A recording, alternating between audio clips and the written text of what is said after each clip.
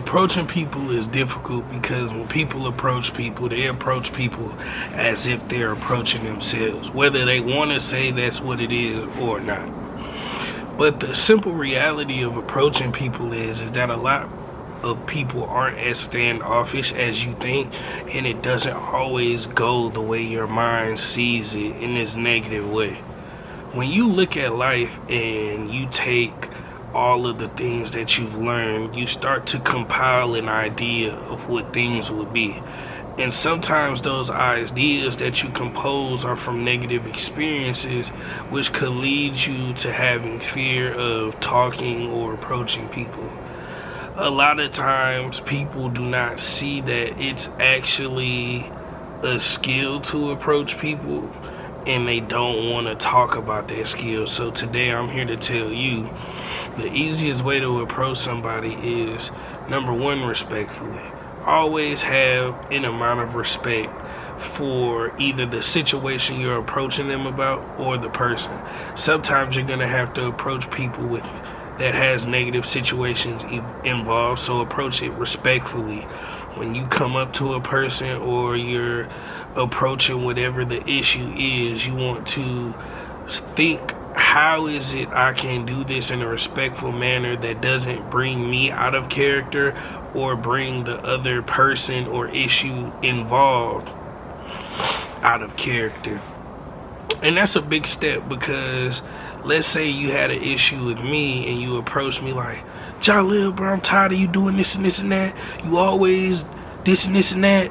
I'm not going to respond to that. You're not going to want to respond to that.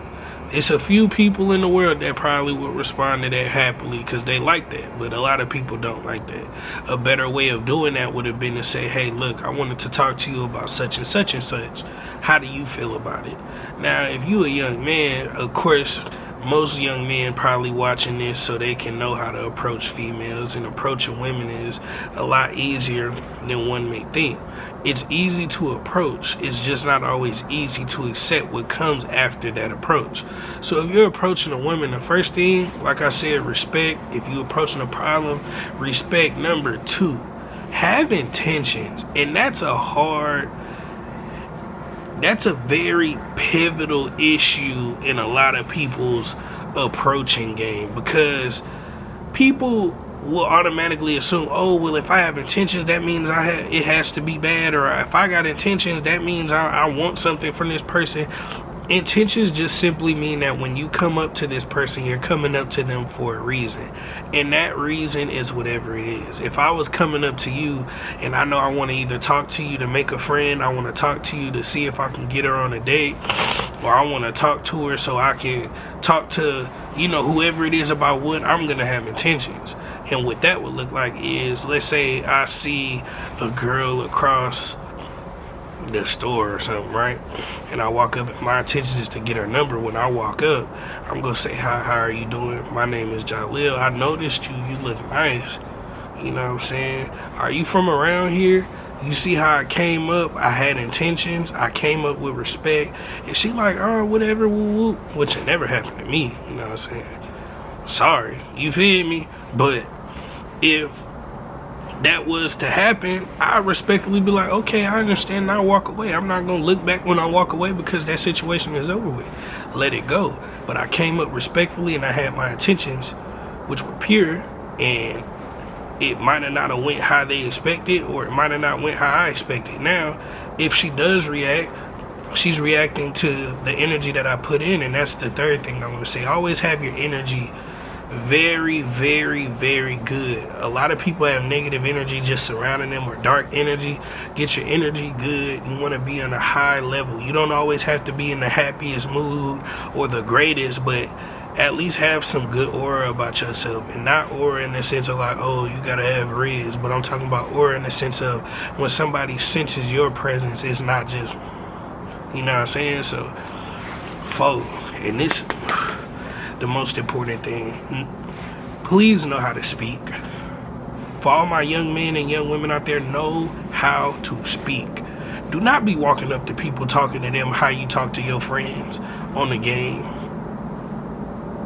on the phone, If you are having a conversation with somebody and you have to say more than one time that this is how I talk, I promise you how you talk is not the right way to be talking. And I'm sorry, I'm not saying there's nothing wrong with you. I'm not saying you're just a horrible person, but you gotta learn how to talk a little bit better.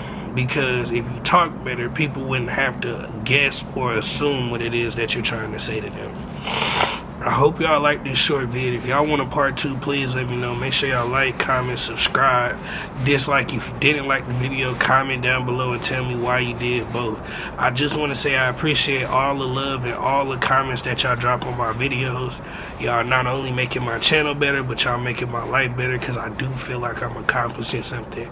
Today is the January 23rd, which is a day before my birthday. Tomorrow is going to be the start of a new series that I want to do called Everybody Hates Jaleel, where I express and tell y'all the crazy stories and some of the stuff I feel like I just always wind up in. But I appreciate y'all. Making content is not for the weak, so I'm finna sit up here and help y'all come up with a plan to make y'all content more better and be able to, you know, have a good schedule with y'all content. So number one, the biggest thing, you have to understand what type of content you're making. Are you making gaming videos? Are you making vlogs? Are you making reviews?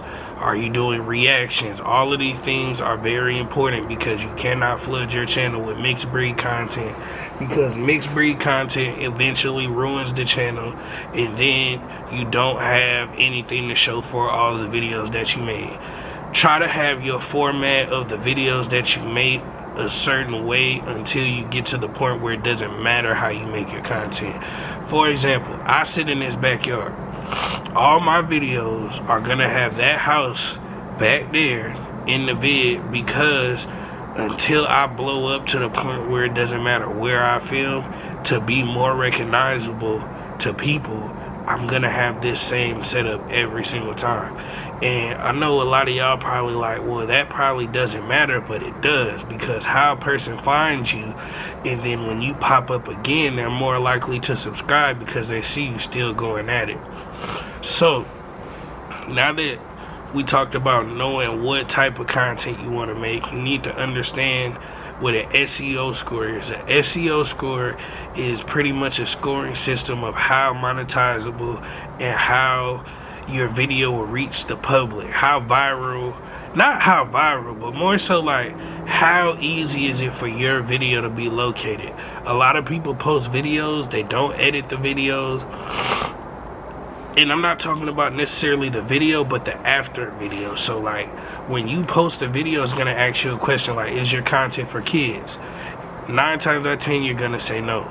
After you say no, my content's not for kids, another option is gonna pop up. Do you no restrict my videos to 18 and up, or no allow my videos to be shown to people under 18? You get what I'm saying? So you want to pick the option to where even though your video is 18 and older, it still can be showed to kids. That makes the video more watchable. The reason why it makes the video more watchable is because when you do this, you can, you know how when you're on your phone and you're watching a vid and you slide it down, if you have an iPhone or an Android, and it'll go down to that micro box? You can't do that when it's 18 or older content. They force you to watch the video. And that's not a good thing, because if somebody can't multitask or text back somebody while they're watching your vid, who's going to want to watch that vid? They're more likely to click away. Now that we've got going over that, we need to go over a consistent posting base. It doesn't, I don't care what nobody says. Me, I'm going 365 days this year. I believe this is day 21.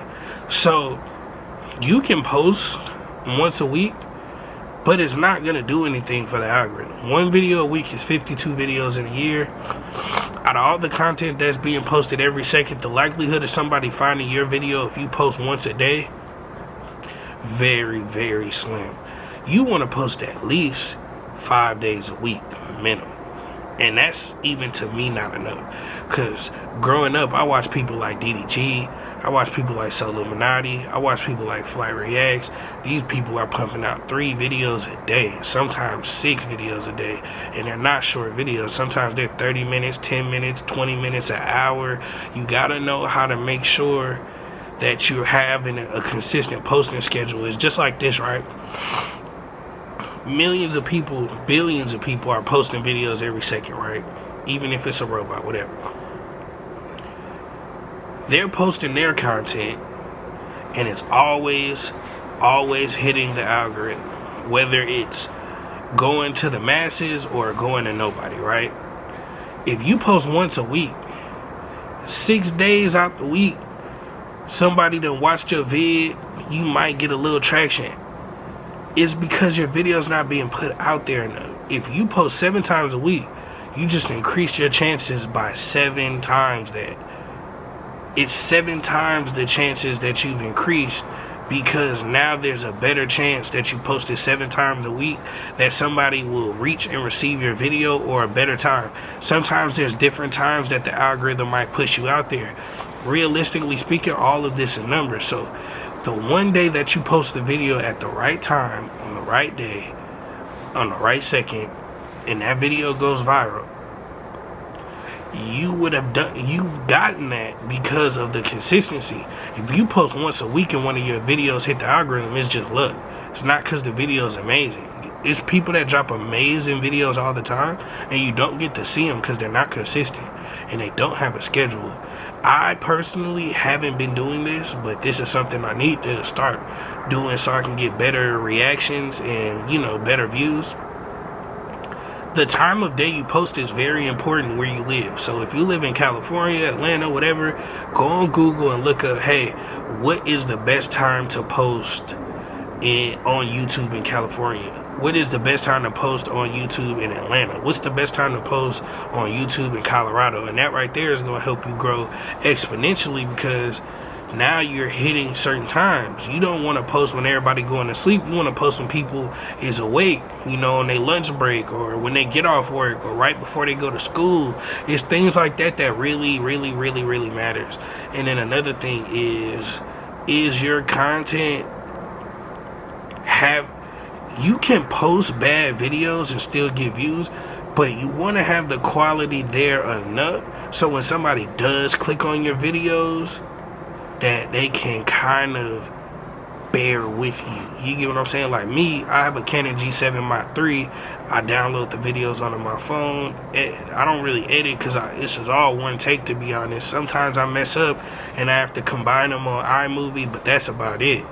I post these vids, and after I done posted the vid, it's out there.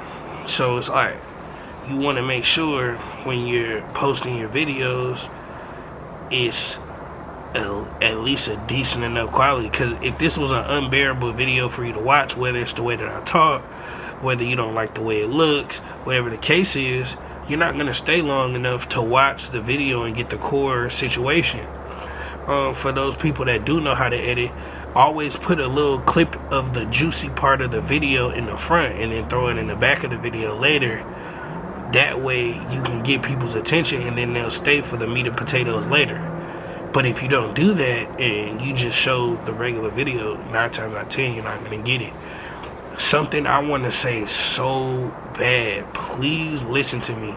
I know a lot of you guys love intros, but please do not go for a long intro. Personally, I don't even have an intro. I just want to get straight to the point, because people's attention spans are so short. They're getting bored with your video as soon as they click on it. It's a 30-second intro. They're not only gonna slide past the portion of the video that you probably wanted them to get, but if you do the intro first and then you post the interesting clip after, they'll slide right over that clip to try to find whatever it is the picture of the thumbnail is, and then if they don't find it, they leave. This is just how the internet works. It's unfortunate, but it's true. So make sure when you're making your content, you really know exactly what you want to do. You want to make sure everything is cleaned up and ready, because the day my video hits the algorithm, it's not going to be because I got lucky that day. It's going to be because it was my time. I'm not going to have 3 months where I don't post and then I check the video and see one of my videos did good. I'm just going to keep going. And also, that's another thing. It's like, it's super easy to get monetized. When I was trying to get monetized on my other channel, I had to get 1,000 followers, 1,000 subscribers, and then 4,000 watch hours. Now it's 500 watch hours and I believe 3,000 watch hours, which isn't hard if you really think about it, because I've already gotten 129 subscribers and this is the 21st day. So imagine if you were being consistent. Now, a lot of my videos don't do well. I'm not even gonna lie to you. It's only like 2 or 3 that really kind of hit the algorithm and got maybe 1,000 views. If you're going to be the person that's looking and making sure that this video hit 10,000, why did this video hit 100,000, you're not going to make it, because a lot of the times when you're starting off YouTube, you're not going to get any views. Like, and that's just me being realistic with y'all. You're not going to see big numbers with low consistency. You're going to see big numbers by being ultra consistent. And then for those people that do blow up that first video, make sure you're taking notes, because that's very rare. Take notes. What time did you post the video? What did the thumbnail look like? What was the title? What is the description? Learn how to make sure that you're using all of the tools that's given to you, so you can then take it and become the YouTuber that you want to be. If y'all want a video about Instagram, TikTok, or Snapchat, drop a comment down below. I appreciate y'all for watching. I'm out.